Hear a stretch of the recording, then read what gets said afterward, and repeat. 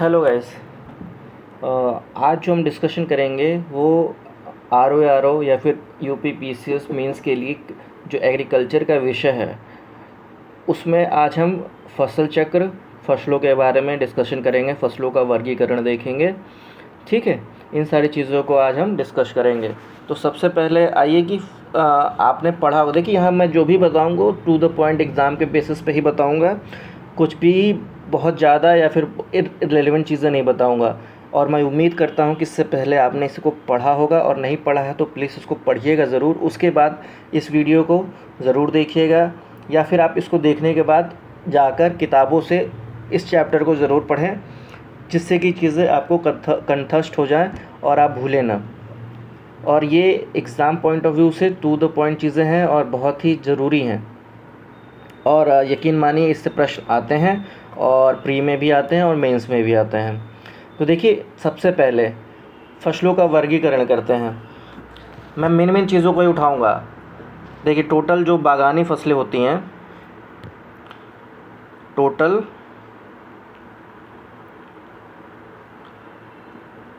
बागानी फसलें आपको पता होना चाहिए कितनी होती हैं। डायरेक्ट क्वेश्चन प्री में आता है। टोटल बागानी फसलें होती हैं टोटल 8। कौन कौन सी होती हैं तो वो जान लीजिए कौन कौन सी होती हैं। देखिए रबड़,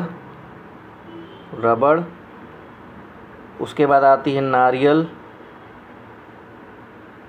फिर आता है ताड़, फिर आता है सुपारी, फिर आता है कोकोआ। ठीक है, फिर आता है आपका काजू,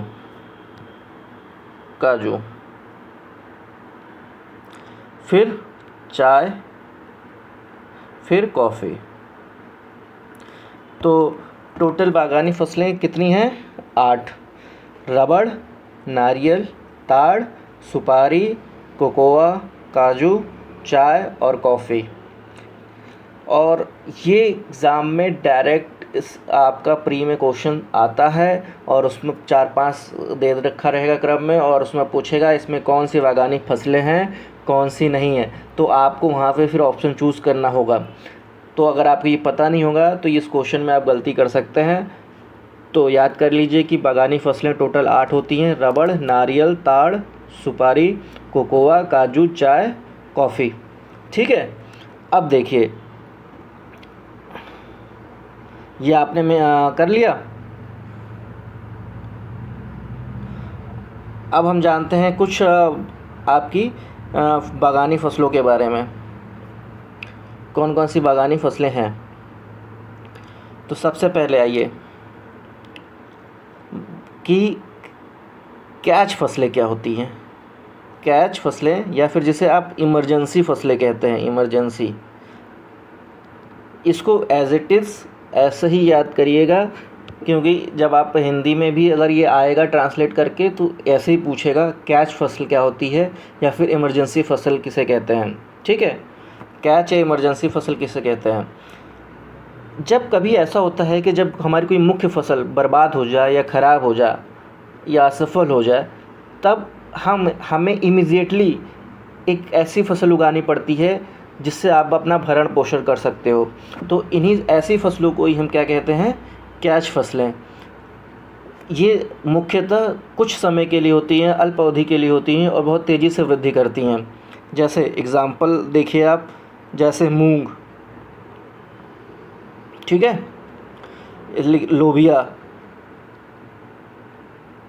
लोबिया, प्याज, ठीक है, मूली, ये सारी चीज़ें। ठीक है, तो आपने क्या देखा, कैच फसलें क्या होती हैं, कितने टाइप की का मतलब उनका मतलब क्या है, और साथ ही साथ हमने ये जाना कि बागानी फसलें कितनी होती हैं। टोटल 8 होती हैं जो मैंने आपको बताई हैं। कौन कौन सी होती हैं? रबड़, नारियल, ताड़, सुपारी, कोकोआ, काजू, चाय, कॉफ़ी। ठीक है, अब एक और आती है फसल जिसे आप कहते हैं ट्रैप फसल। ठीक है, जहाँ पे आपको कन्फ्यूज़न होगा एग्ज़ाम में, मैं उन्हीं चीज़ों को ही यहाँ डिस्कस करूँगा, क्योंकि मैंने पहले भी कहा है कि मैं उन चीज़ों पे ज़्यादा फोकस करूँगा जहाँ से आप प्रीलिम्स में या फिर मेंस में सिलेक्शन पाने से रुक जाते हो। तो कुछ बच्चों के 2 नंबर 4 नंबर या 10 नंबर के से वो उनका प्रीलिम्स नहीं होता है या मेंस नहीं होता है। उसका रीज़न क्या है? उसका रीज़न ये है कि कुछ ऐसी चीज़ें होती हैं जो आप स्किप कर जाते हो, भूल जाते हो या फिर आपको किताबों में नहीं मिलती हैं। तो मैं उन्हीं चीज़ों के यहाँ डिस्कस कराऊंगा जो हाईली इंपॉर्टेंट होंगे एग्ज़ाम पॉइंट ऑफ व्यू से, और उसको आपको तैयार करके जाना है। और मैं इतना शॉर्ट तरीके से बताऊंगा कि जब आप इसको नोट्स बनाओगे या फिर इसको याद रखोगे तो आपको एग्ज़ाम के लास्ट मिनट में चीज़ों को मगअप करने की ज़रूरत नहीं पड़ेगी। तो देखिए, ट्रैप फसलें क्या होती हैं।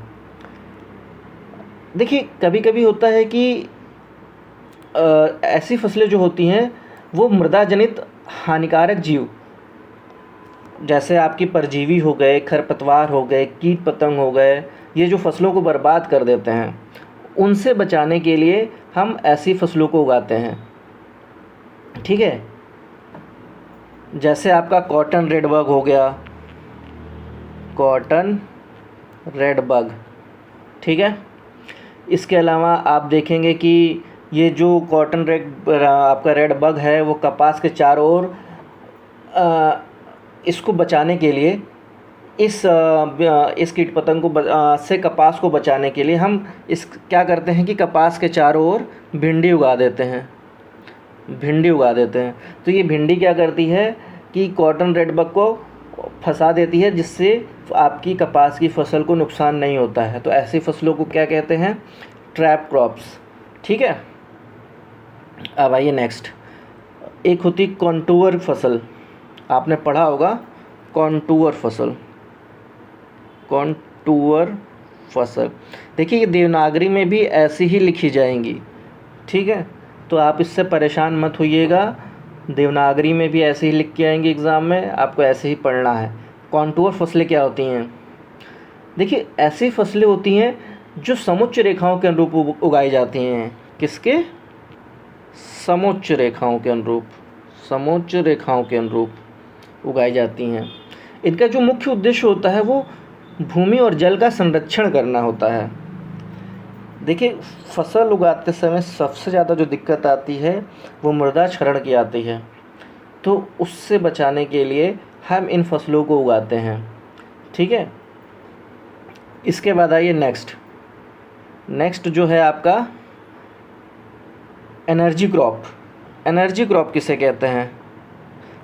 और ये मोस्ट इम्पॉर्टेंट भी है, क्योंकि जिस तरीके से देश में इथेनॉल को प्रमोट किया जा रहा है और उसके लिए जो लक्ष्य निर्धारित किए हैं, देखिए मैं इसको इंटरलिंक करके भी बताऊंगा। जैसे आपका जो टारगेट लिया गया है 2025 एथेनॉल ब्लेंडिंग का 20% का।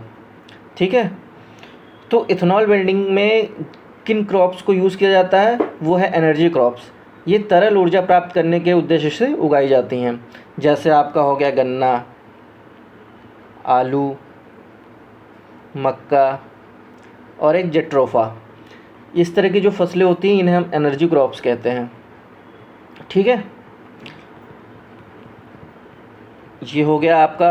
अब देखिए, जो फसलें होती हैं 3 तरीके की फसलें होती हैं। 3 तरीके की कौन कौन सी? शायद आप लोग को पता होगा, बिल्कुल पता होगा। देखिए, एक होती है ग्रीष्म ऋतु की फसल, ग्रीष्म ऋतु, एक होती है शीत ऋतु की फसल, और एक होती है वर्षा काल की फसल, वर्षा काल की फसल। ठीक है, वर्षा काल, शीत ऋतु, ग्रीष्म ऋतु। देखिए, जो ग्रीष्म ऋतु है वो जो होती है वो मार्च से लेके जून तक चलती है। मार्च से जून के बीच में जितनी भी फसलें उगाई जाती हैं वो ग्रीष्म ऋतु की फसलें कहलाती हैं। जैसे जायद फसलें, जायद फसलें। ठीक है, जायद फसलों को हम ग्रीष्म काल में उगाते हैं।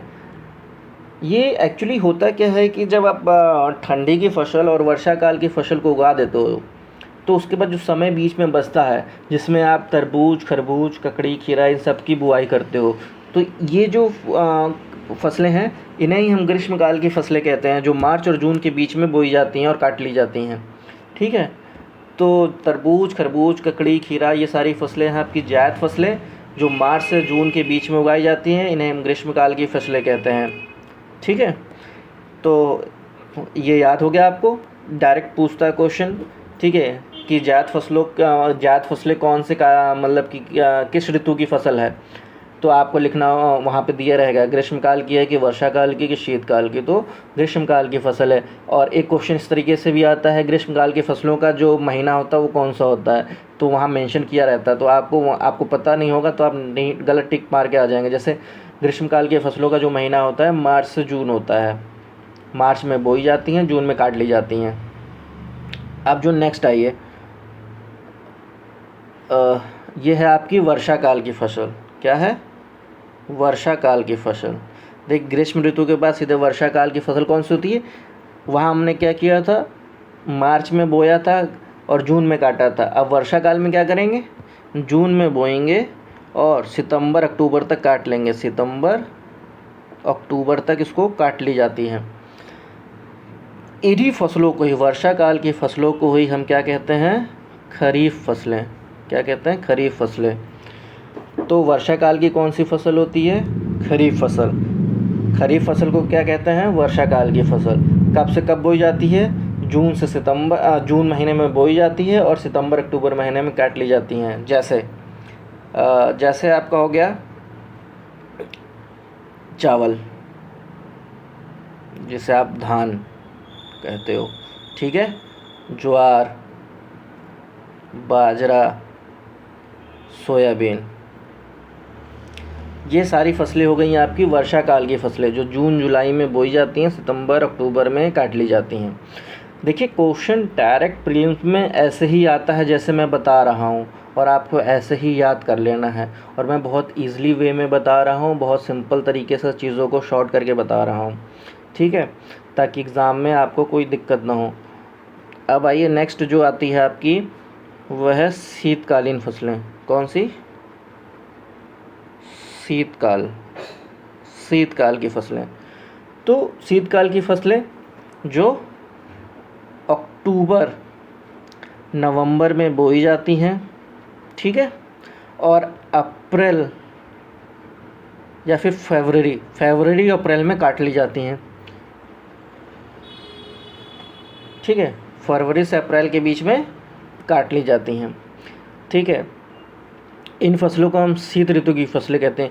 कभी कभी मंथ में एग्ज़ाम में कभी कभी चीज़ें ऊपर नीचे होती हैं, तो एक नॉर्मल आपको लेके चलना है कि फरवरी से अप्रैल, कभी कभी मार्च से अप्रैल भी दे देगा, मार्च से अप्रैल, तो वो भी सही है। लेकिन याद रखिए अप्रैल आपका लास्ट होगा, अप्रैल तक सारी फसलें काट ली जाएंगी। तो इन शीत ऋतु की फसलों को कहते हैं रबी फसल। कौन सी फसल? रबी फसल। इन सबको क्या कहते हैं? रबी फसल। जैसे में आपका हो गया गेहूँ, जौ, मटर, सरसों। तो ये कौन सी फसलें हो गई? रबी फसलें, जो अक्टूबर नवंबर में बोई जाती हैं और अप्रैल और मार्च के बीच में काट ली जाती हैं। इन फसलों को रबी फसल कहते हैं और शीत ऋतु की फसलें कहलाती हैं। तो 3 तरह की फसलें आपको मैंने बता दी, ग्रीष्मकाल की फसलें, वर्षाकाल की फसलें, शीत ऋतु की फसलें। ठीक है।